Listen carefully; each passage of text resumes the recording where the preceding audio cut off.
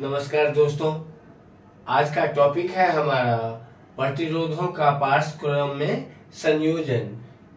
Topic start करने से पहले यदि आपने हमारे चैनल को सब्सक्राइब नहीं किया है तो प्लीज सब्सक्राइब कर दीजिए।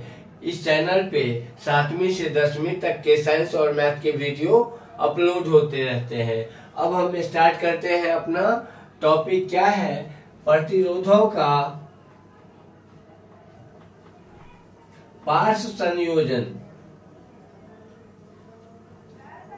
पार्श्व क्रम में संयोजन। जब ये प्रतिरोध पैरेलल सीरीज में संयोजित होता है, ये कैसे होते हैं इसको देखने समझने की कोशिश करते हैं।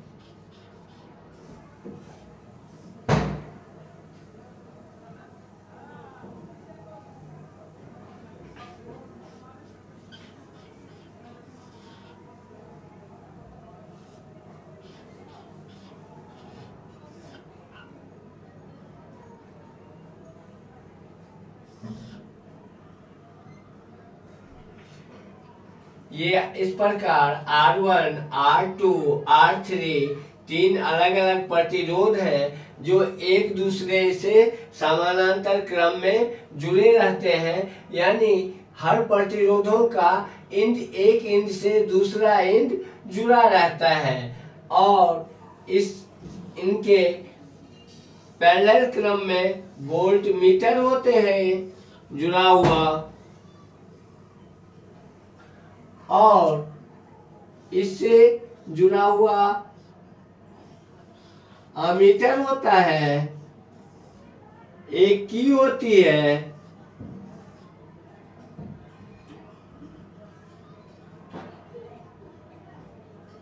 और ये सेल से जुड़कर ये इस प्रकार का परिपथ होता है। इसमें इस तरह से यदि प्रतिरोध पैरेलल क्रम में समानांतर क्रम में जुड़े हैं तो इनके समतुल्य प्रतिरोध कैसे निकालेंगे? इनका यदि R1, R2, R3 इस प्रकार से संयोजित होता है, इसमें एक जब हम धारा प्रवाहित करते हैं तो इन प्रतिरोध के R1 के द्वारा जो धारा प्रवाहित हुआ वो I1, इसको बोलते हैं I2 और इसको बोलते हैं I3। तो हम पाते हैं क्या, जो I equal to I1 plus I2 plus I3। अब हम लिखेंगे चित्रानुसार तीनों प्रतिरोध और वोल्ट मीटर अमीटर को सुसज्जित करने के बाद जब विद्युत धारा प्रवाहित किया जाता है तब हम पाते हैं कि ये विद्युत धारा तीनों अलग अलग प्रतिरोधों से जो होकर गुजरती है उन तीनों का योग और समतुल्य जो धारा इनसे निकली है इनका कुल योग बराबर होता है। अब हम सबके लिए अलग अलग देखते हैं। ओम के नियम से हम जानते हैं I इक्वल टू, यदि इन तीनों का रिजल्टेंट प्रतिरोध को हम I मानते हैं और विभवांतर V है और बहने वाली धारा I है, तो I इक्वल टू होगा V बाय R। ये R हमारा रिजल्टेंट प्रतिरोध है।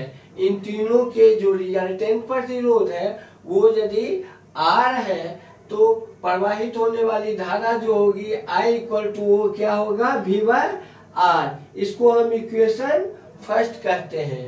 अब अलग अलग में देखते हैं R1 के लिए क्या होगा। I1 इक्वल टू क्या होगा V by R1।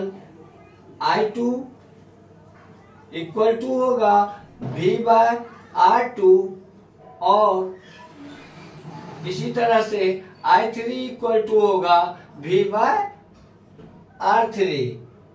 In I1 इसको हम यदि इक्वेशन सेकेंड बोले तो इन इक्वेशन फर्स्ट, ये सेकेंड और ये third, equation first, second and third से क्या हो जाएगा, V by R equal to V by R1 plus V by R2 plus V by R3। अब हम जब इन देखते हैं तो भी कॉमन है, भी equal into 1 by R1 plus 1 by R2 plus 1 by R3।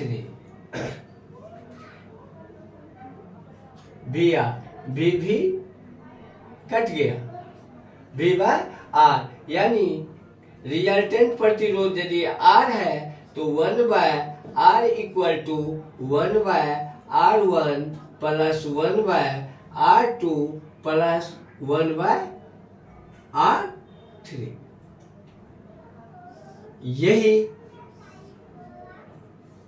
Finally exponential निकलेंगे प्रतिरोध, हम इसी फॉर्मूले से निकालेंगे। 1 by R equal to 1 by R equal to 1 by R1 plus 1 by R2 plus 1 by R3। इसको हम फिर से चित्र के हिसाब से समझने की कोशिश करेंगे।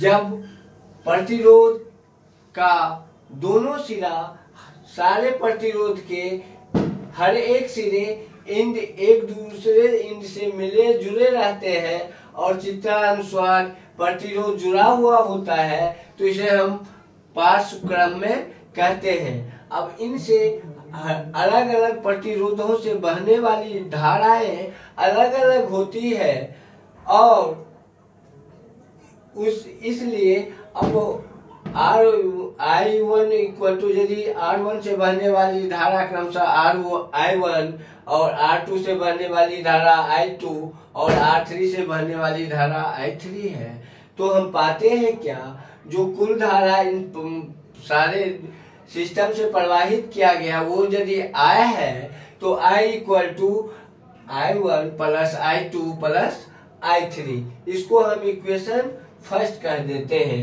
अब R1 के लिए ओम के नियम से हम जानते हैं, जैसे V इक्वल टू, यदि रिजल्टेंट प्रतिरोध R है, बहने वाली विद्युत धारा I है और विभवांतर V है, तो I equal to V by R। ये इक्वेशन सेकेंड हो गया। इस तरह से हम निकालेंगे तो I1 equal to V by R1, I2 equal to V by R2, I3 equal to V by R3। इसको यदि हम इक्वेशन थर्ड कहते हैं, फिर समीकरण 1, 2 और 3 से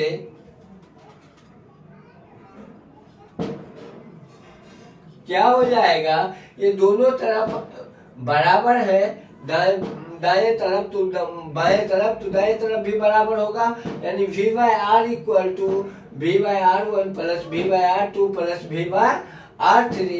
अब V इसमें भी कॉमन है, V कॉमन यदि लेते हैं तो 1 by R1 plus 1 by R2 plus 1 by R3, ये V से V कैंसिल हो गया। 1 by R equal to 1 by R1 plus 1 by R2 plus 1 by R3। धन्यवाद दोस्तों। यदि हमारी वीडियो आपको अच्छी लगे तो लाइक कीजिए, कुछ समझने में दिक्कत आए कुछ तो आप कमेंट करके समझाइए, हम कोशिश करेंगे जो आपकी दिक्कत को समाधान को सॉर्ट आउट किया जाए। धन्यवाद।